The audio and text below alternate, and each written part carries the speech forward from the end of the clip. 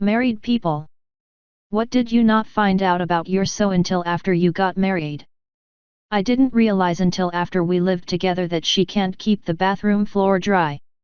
When she showers, I feel as though half of the time she points the shower head at the ground outside the shower. When she gets out, I imagine her shaking her body off in canine fashion. If she washes her face at the sink, I visualize her saying 1 handful of water for me, 1 handful for you, to the floor. Edit, thanks for the gold. I'm going to heat it up to 2000 degrees and pour it on the bathroom floor to see how she likes it. Not about my soap but about me. Apparently I have a birthmark on my that looks just like a smear. I didn't know that until 2 weeks into the marriage she tells me about my permanent skid mark and that I saw it when we first started dating and I really did think it was POO. It took me seeing it 3 or 4 times before I realized it was a birthmark. See, I'll always love you. God, I love that woman. Update, just talked to my dad who admitted he has the same birthmark. I guess it's in our bloodline to have permanently smeared on our. Not married but may as well be, smiley face. He has a watermelon problem. Like. He will sit down and eat an entire 12-pound watermelon. Then get very ill, spend half the day pissing, complain about his awful stomach ache, curl up and writhe around for a while, then go back to scavenging the rind for any bits he missed. He is a 100-pound Irish dude.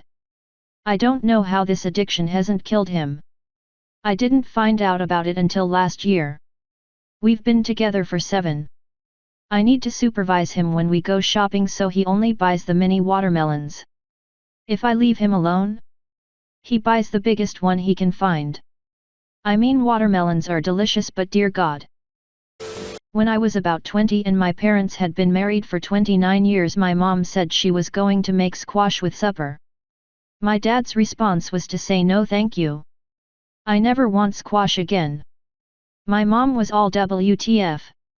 My dad's response was that he had eaten it because A, she liked it, and B, if you want your kids not to be picky eaters, you suck it up and eat whatever is served. We were all astounded. Mine did the same.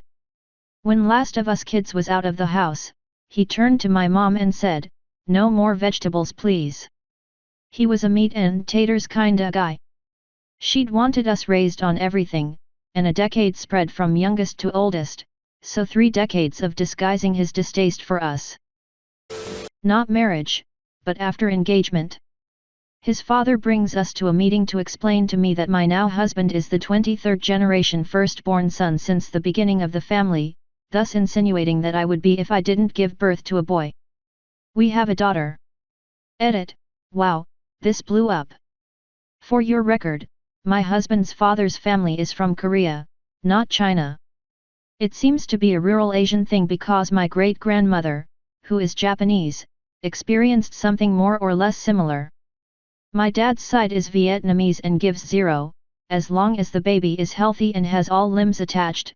Yes, this is a thing.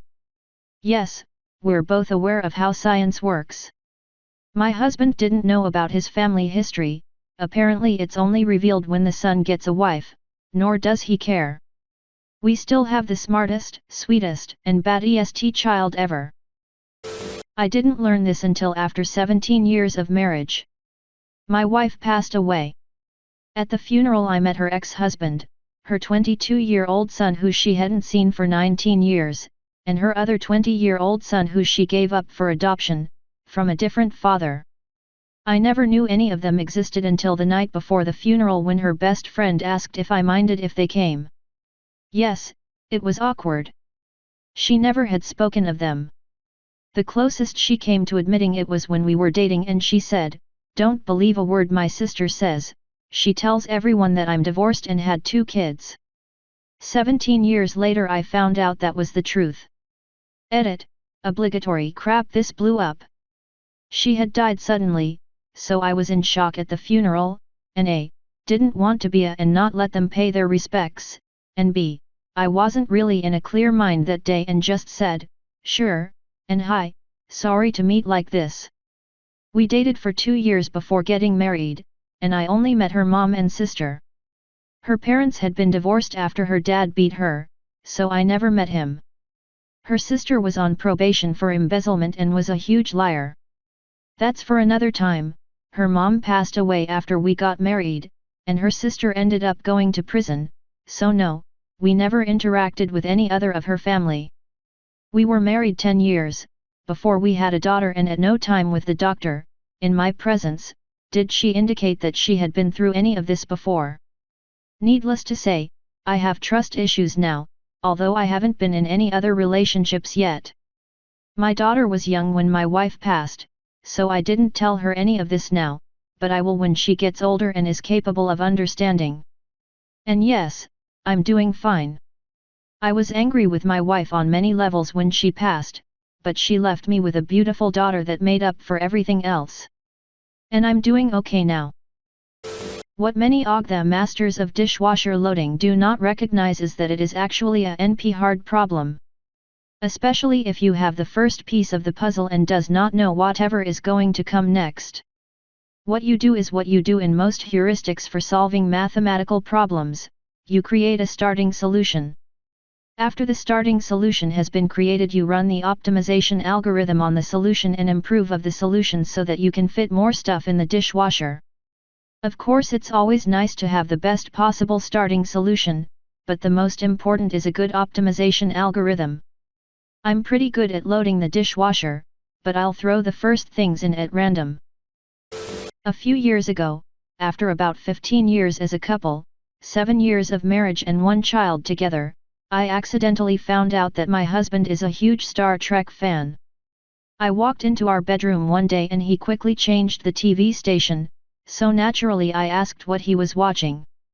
He reluctantly confessed, and was obviously very embarrassed to have to tell me that he watches Star Trek all the time when he is alone. I find it hilarious that he was so embarrassed about that after all those years. To this day he won't watch the TV show or older movies with me. He says I ask too many questions. Edit. Guys, you're cracking me up with all the comments. But seriously, an adult man occasionally watching in his alone time and nothing worth mentioning in a thread about things you learned about your spouse after you were married. The funny part here is that he is more embarrassed about his Star Trek viewing habits than watching. Not me, but my cousin changed her last name to her husband's 10 days after they met. She didn't tell him this until they were married for 3 years and had a kid already. She said that, looking back on it, it looks psychotic. Yet, getting your name changed after filling out the paperwork for being a teacher is apparently a bitch to do. She figured she met the one, not Jet Li, so she took his last name. I couldn't stop laughing as she told me this story. Just wanted to share that. Edit. Oh wow, didn't expect that kind of reaction. Let me see if I can answer a few questions. I will ask about the entire legality of their marriage. I honestly don't know nor considered that when she was telling us this. I just kept thinking about how effing crazy that was, and what cousin/aunt/uncle was going to top that story. Her husband was not aware that she had changed her name. He knew her under her maiden name, and presumed things like surnames were automatically changed on the marriage license. The one is Jet Li. The only good thing to stem from the Matrix is the animatrix. If I were to reference the Matrix, I'd post on /b/. Changing your name is not very difficult, it's just time consuming. In California, and other states, there is the usage method. Sum it up, keep signing for your packages at John T. Superman and anything the state or federal government send to you. You're now John T. Superman. Sadly enough, due to national security issues, this isn't so easy anymore. Still possible, though. My cousin did not marry Keanu Reeves, although strange things are afoot at the Circle K. That he didn't spend all of Desert Storm in Berlin like he said he did. I found that out about 10 years after we got married. He was in the front row in a documentary on Desert Storm that was filmed, in part, in Saudi Arabia. Then, about 10 years after that, I found out that he didn't just drive a truck in Saudi Arabia and did indeed see combat. He won't talk about it and I accept that. He knows that I'm here for him if he needs to talk about it one day.